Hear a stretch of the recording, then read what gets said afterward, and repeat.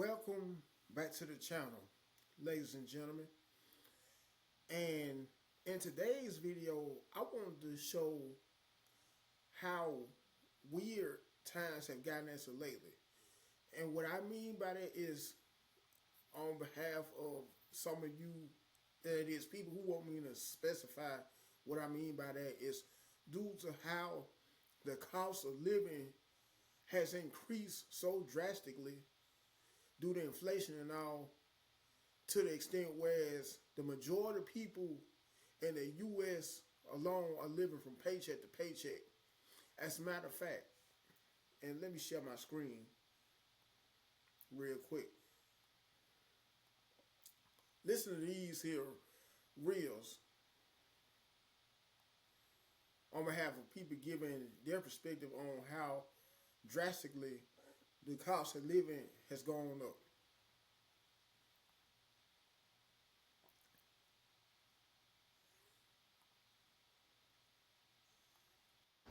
So this couple made a video, a slideshow, and they basically were saying tips on how to get a house at 20 by 24 on low income, and they basically just talked about the sacrifices they had made and like the strategy that they had or whatever. And in the next video, she talked about like her breakdown, but like in the first video, somebody commented and was like, if most people saving up $15,000 a year is like so unrealistic.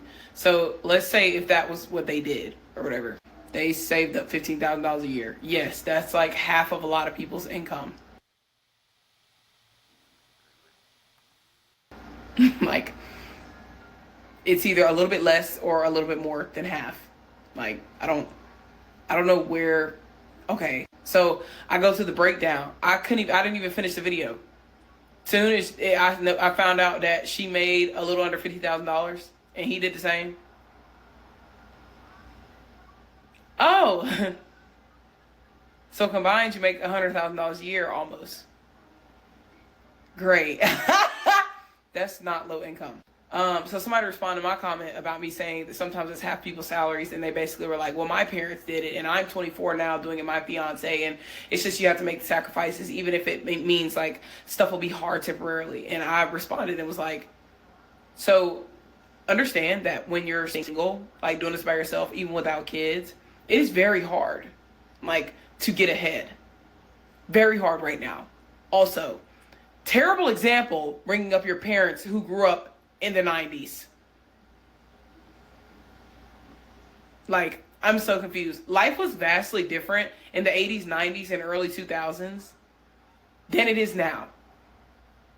Even if we were just to use the situation with you and your fiance, that is still double income. Like, you're living a completely different life than somebody, even if somebody was making $45,000 a year. Like, for a lot of people, that is a terrible income. Like, in the town that I stay in, minimum wage in Mississippi, I think, is $10. Most people are making $10 to $12. Even if I was to say, okay, let's look at a $12 check. $12 at $80, $12 an hour at 80 hours. That is $960 gross. Like, before taxes come out, that's $960 every 2 weeks. That's $1,920 before taxes. Before taxes. Before your taxes come out. That is $23,000 a year. Before taxes. Before taxes. Like, even if, my bad, let's stick to the $12 thing. I need y'all to understand, sometimes people cannot budget their way into getting ahead. Now, have I made videos talking about grocery shopping and talking about how you can spend a little better to be able to have a little bit of extra money? Yes. I can agree that people are overspenders when it comes to situations due to the lack of convenience in certain situations. Like, they don't like to buy groceries because they have to fix it and then clean up. Okay, so there's that lack of inconvenience, and they're having to pay for fast food, which in turn will end up costing more by the end of the month. But like, at the end of the day, being somebody who I'm actually making a decent amount of money, I still hit hard spots. So I still go on trips. Like, I think I go on like 2 trips a year. They're like 3 days, 2 nights.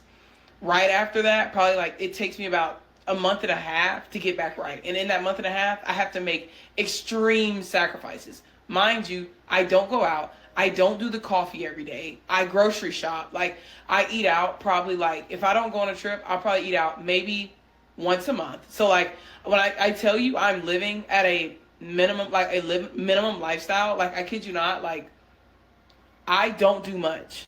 If anything, I can say that I'm catching up from making bad decisions from, like, when I was younger. But honestly, as far as like getting ahead, it's still very hard for me. Now, I have a man now, and there are things that he does for me that are making things easier. So things will be different for me from here on out. But my point is, even at the amount of money that I make, I'm not going to say how much I make, but I make well over $15 an hour. Like, I make more than that.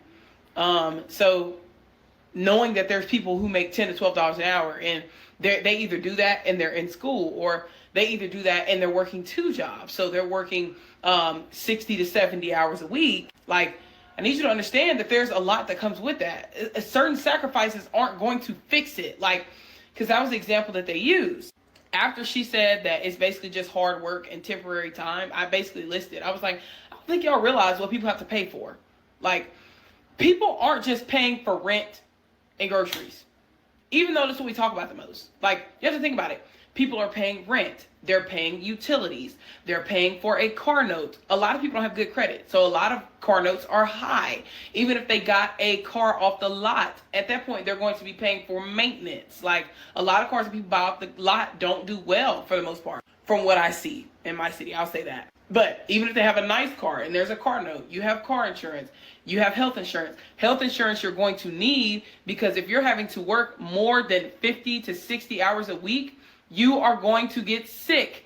You are not going to feel well. I did it for 6 months. Trust me, you're going to need the insurance. Health insurance, co-pays, bills that the health insurance doesn't cover. Oh, the urgent care was closed? Emergency room bills. Like, what? Groceries, gas, typical car maintenance like oil change, tire rotations. That's how you keep your car up to where you don't have big bills. Like, these are things that people pay for in between that y'all don't think about. A lot of people are spending money that they don't have. Even before now, say if somebody decided to start doing right, they're going to have to fix their credit. Like, say if they made a bunch of bad mistakes, you're going to have to fix their credit.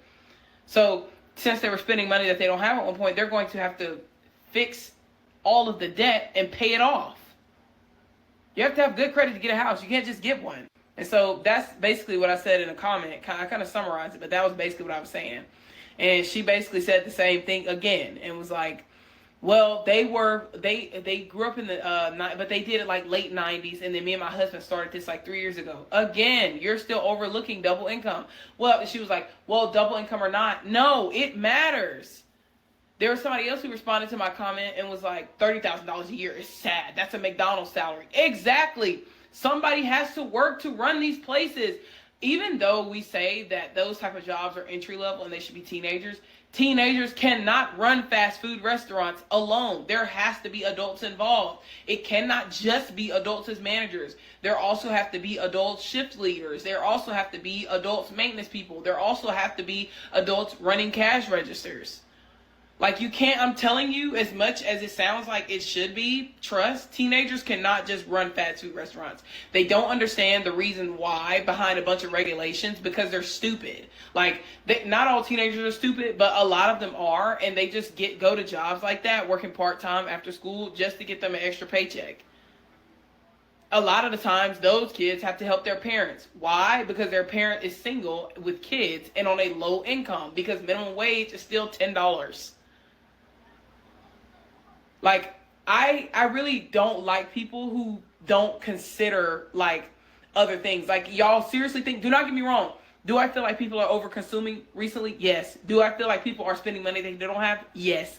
But we're not about to act like there are not people out there who are working their tails to the bone, no government assistance, and they're still struggling to keep up. They've been making the sacrifices for forever. It's not temporary for them. They can't put a timestamp on it like somebody with double income can. So before you make a post going on low income, actually think, what it is. Like, is it really low income?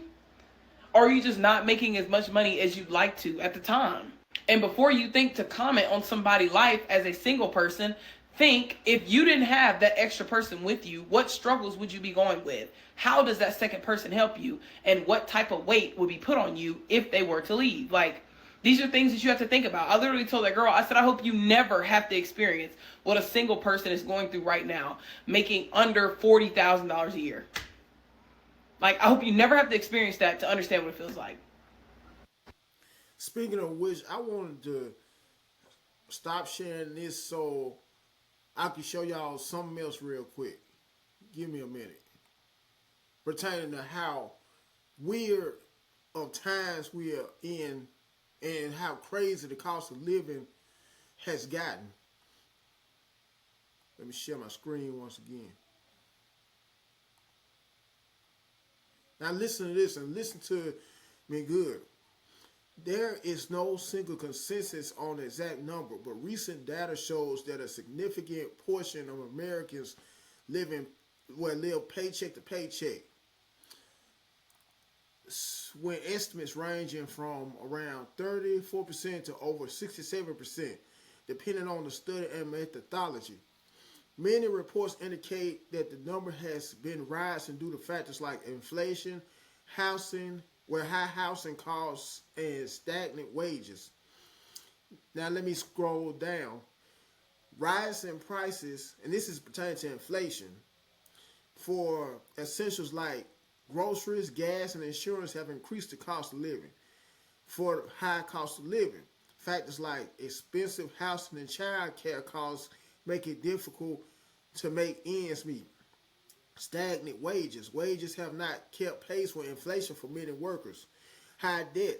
High debt burns a significant portion. Let me read that. Let me restart. High debt. High debt burdens are a significant reason many people live paycheck to paycheck. Insufficient income. Many people say their income is not enough to cover their expenses. And I could relate to that in that regard about insufficient income. Because think about folks working a job at a warehouse, for instance, for the post office, and your starting pay may be $30 an hour. So if you calculate that every 2 weeks, because most jobs like that, warehouse jobs, factory jobs, plant jobs, usually pay on a bi-weekly basis. But let's just say, for instance, you was making $30 an hour, and once you got paid every other week before taxes, your check was supposed to have been $2,400. And that's without overtime, just 40 hours working 2 weeks straight, or 40 hours per week. Now, if you may have health insurance combined with dental, vision insurance, that's more money eating up your paycheck. You already are being cut out from your gross pay of $2,400 over to $700. Then on top of that, more money out of your check on behalf of you having insurance. That's if you may have volunteered to sign up for the 3: health, dental, and vision. On top of that, you may have a car loan where you may have to pay upwards to around, I would say, $450 a month. Not only that, but you may have also rent. And by the way, you may be a person staying all by yourself. Your rent may be for a 1-bedroom, 1-bathroom apartment, having to pay upwards to $1,300. Then let's just also say you may have partaken in having a certain percentage out of your paycheck to contribute to a federal thrift savings plan, whereas for some of you who may want more clarification, a federal thrift savings plan may be involving, whereas you may already have stock in the company automatically once you may become a full-time employee, after you become, after you go get off your 90-day probationary period and become full-time or permanent. Then on top of that, after wanting to partake by having a certain percentage taken out of your paycheck on behalf of a federal thrift savings plan, that you may be automatically invested in as a result of being a regular employee, you may want to put aside or invest in this account, have it automatically invested into this account $1,000 every paycheck. Well, I hate to say this, but you may have to have that post office job making $30 an hour, as well as either a side hustle driving DoorDash, Uber Eats, Grubhub, Uber, Rideshare, Lyft. I go on and on. Or either a second job, W-2 base pay job, as far as either having to work an additional 40 hours on that other job or part-time hours on that second job. This is what my point in saying is, for some of you who may be wondering where I'm going with this, these are some perfect examples of how weird times have gotten. Because if we could go back to the year 2005, I would say 20 years ago, $30 an hour was really good money for one person to live off of. Now, if you fast forward to these days and times, the year 2025, $30 an hour is equivalent nowadays to, I would say, $10 an hour. And to add insult to injury, do some of you not know, ever since 2009, for the past 16 years, that is, the federal minimum wage all over the U.S. has been $7.25 per hour. We're 16 years later in the year 2025. However, the federal minimum wage is still set at $7.25, unless you may, under one condition, live in a state where the cost of living is much higher, a state by the likes of either California or New York. It's a prime example. I'm telling you, we are in some weird times and some sad times, and things are only going to get worse if you factor in also the governmental shutdown. This is, whether you know it or not, day 15 of the government shutdown, which may end up lasting for a whole other month, or in some cases it may last to December. It could be perhaps to spring or summer next year with the way things are going. Anyways, let me show some more clips. Let me stop sharing my screen and share some more people giving their perspective on how weird times have gotten due to how high the cost of living has gotten. Let's see. I'm so tired of living paycheck to paycheck. I just waited for the mailman to show up so I could get my paper check in the mail that I've been waiting for weeks, so I could come to the bank and deposit it. But because I have negative money in my account, I'm only going to get like a little bit of it, because like I can only access $100 for the first day. So I'm probably going to have like $60 today. I haven't gone grocery shopping in probably a month. We have like no food to eat for dinner, except for like mac and cheese and ramen. I have $300 electric bill that's overdue. My phone bill's overdue. I just gave my husband my last paycheck from last week so we could pay the mortgage 2 weeks late. And in 10 days or 11 days, the mortgage for next month is due. So it's like, this paycheck isn't even like, why do I even have it? Like, they might as well take my paycheck and just send it to all my bills.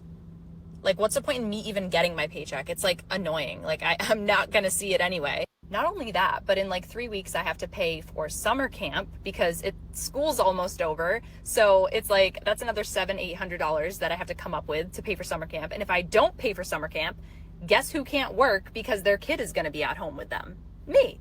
So obviously that's going to be like a major to do. Like, I can't not pay summer camp. Not only do I have a personal loan and medical bills up the wazoo, like literally I have like a bill for like $3,000 from the hospital. I have like an $8,000 personal loan that was a consolidation loan from like a bunch of loans that I had. I haven't paid them in like 7 months. I owe them so much money. They call me like twice a day, dude. Like, collections calls, fucking, and all I'm doing every day is doing my best. And I literally can't get ahead. Like, I can't get ahead. I wake up and I fucking work. And these people are after me for money. And I'm like, dude, I'm literally trying my best. What do you want from me? I have side gigs here and there, like OF. Once in a while, I'll make like $60. but like that's not really consistent. And like I'm a painter, like I have a ladder in the back of my car. I'm a painter, right? So like today I literally didn't have enough tools to do my job, and I was like, I can't do this right now. Like I don't have the fucking shit that I need for my job. Like I can't even fucking work, dude. Like I'm so stressed. I literally can't. I can't fucking do this anymore. So I've really been thinking about inflation in the state of our economy, and it's really bad. A lot of people have lost their jobs. The price of things are going up crazy. But it really has me thinking about the people who live paycheck to paycheck. Literally, if you think about it, a lot of people don't have a savings. We're all spending more than we used to. And most people rely on their next check to survive until the next check.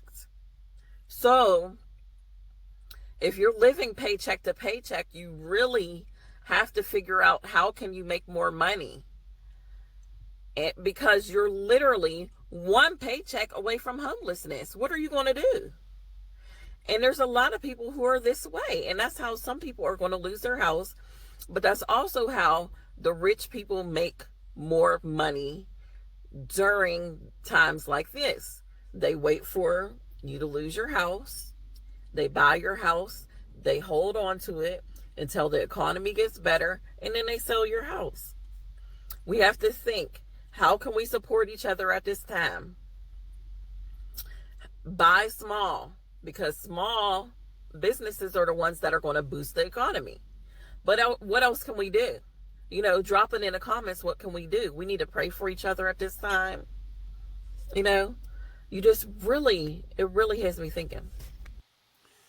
Now, when all that being said and done, make sure to, like always, like the video. Like always, comment on the video, share the video. Last but not least, subscribe to the channel. And until next time, I'm out.